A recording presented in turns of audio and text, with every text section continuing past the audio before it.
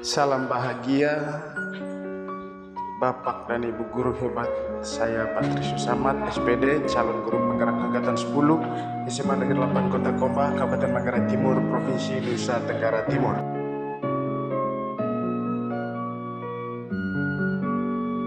Di sini saya membaginya dalam 4 bagian, ada fact, feelings, findings, dan yang terakhirlah feature.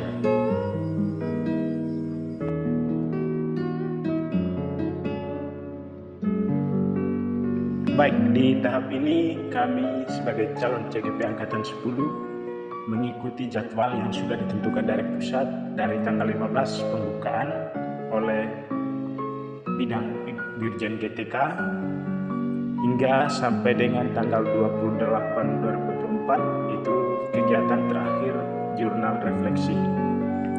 Dalam kegiatan ini kami melaksanakan 2 kegiatan pembukaan, yaitu diresmikan dari pusat.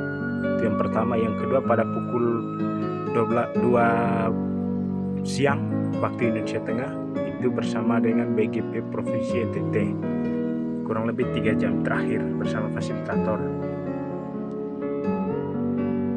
Dari situ pada hari kedua tanggal 16 itu kami mengikuti kegiatan pretest untuk seluruh anggota CGP seluruh Indonesia dengan pengenalan LMS pada aplikasi SIM PKB dalam kegiatan program pendidikan guru penggerak.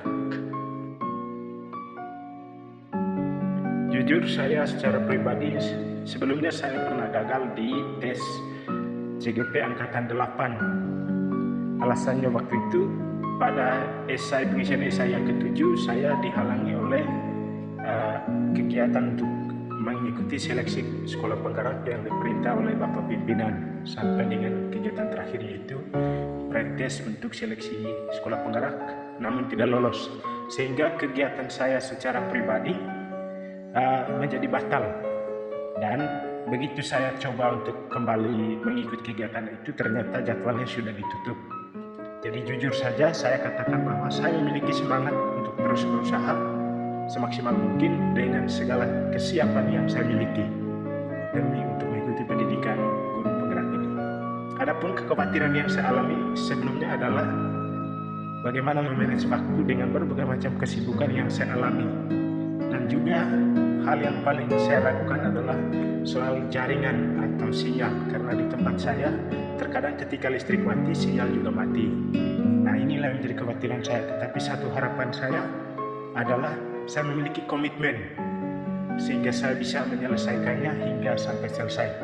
Perasaan lain yang saya alami adalah membuat saya semakin termotivasi ketika saya bertatap muka dengan teman-teman bersama fasilitator dalam ruang virtual. Hal yang paling saya senang adalah saling berbagi dengan keberadaan, kekurangan, kemampuan, apa yang menjadi kelebihan orang, itu kami saling berbagi dalam diskusi forum berdasarkan filosofis Ki Hajar Dewantara. Saya juga beruntung bertemu dengan pengajar praktik Bapak Ludovicus Nahas. Beliau sangat berpengalaman dalam membimbing anggota CGP dengan segala praktik baiknya yang dibagikan selama kegiatan orientasi.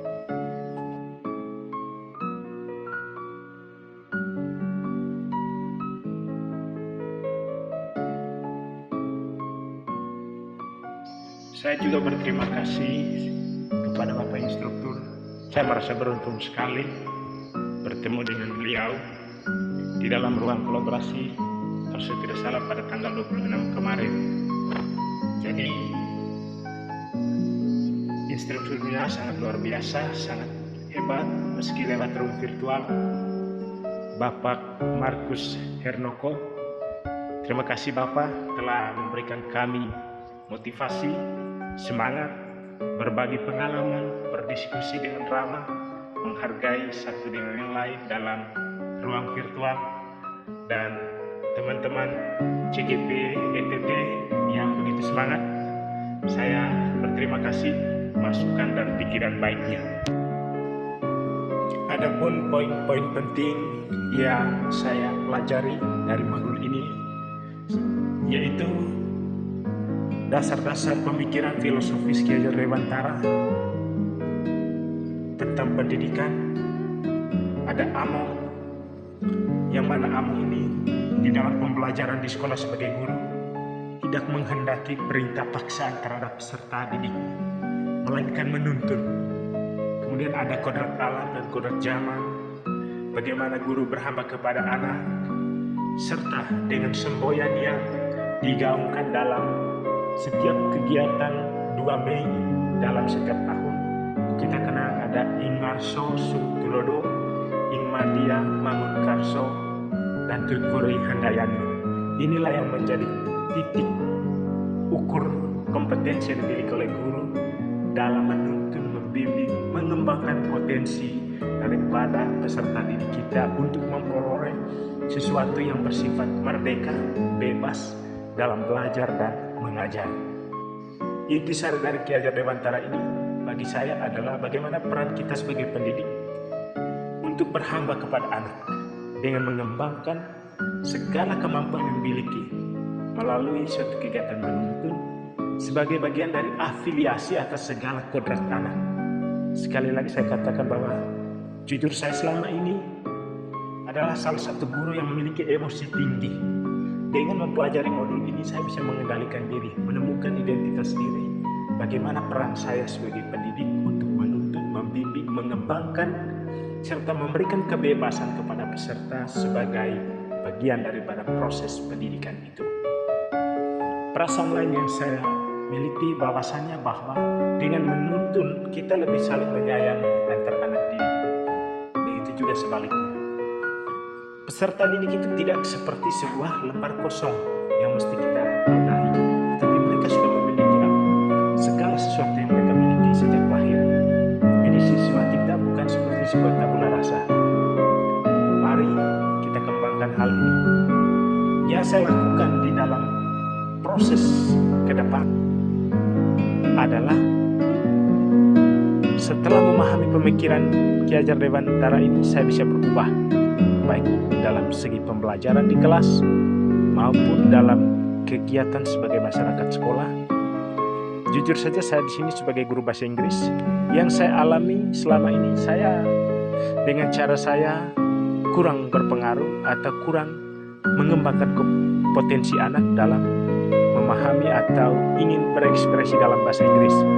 Tetapi setelah mempelajari ini, saya mencoba untuk meminta mereka menggali pikiran baik, bagaimana yang terbaiknya menurut mereka untuk bisa belajar bahasa Inggris.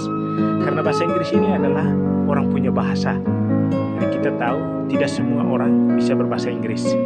Saya ingin menggalinya dengan cara saya setelah memahami konsep-konsep yang ada di dalam materi modul 1.1 ini. Yang saya lakukan, saya terkadang sering menerjemahkan bahasa Inggris itu dalam 2 bahasa. Setelah baca dalam bahasa Inggris, saya terjemahkannya itu dalam bahasa Indonesia. Karena saking pemahaman siswa kurang, saya mencoba itu di dalam dialek bahasa daerah, sehingga mengingatkan peserta didik saya untuk bisa lebih memahami konteks bagaimana kita bisa mengenal bahasa orang, mengembangkan kemampuan yang dimiliki siswa, teristimewa dalam pembelajaran bahasa Inggris di kelas. Jadi saya berusaha lebih sabar untuk memahami segala sesuatu apa yang dimiliki oleh peserta didik saya. Harapan saya ingin satunya siswa untuk menerima pembelajaran yang penuh menyenangkan, semangat, lebih bebas dari hal-hal yang tertekan pada diri mereka. Target saya adalah bahwa mereka akan menjadi masyarakat pembelajar yang lebih baik untuk masa depan. Sekian dan terima kasih. Salam bahagia.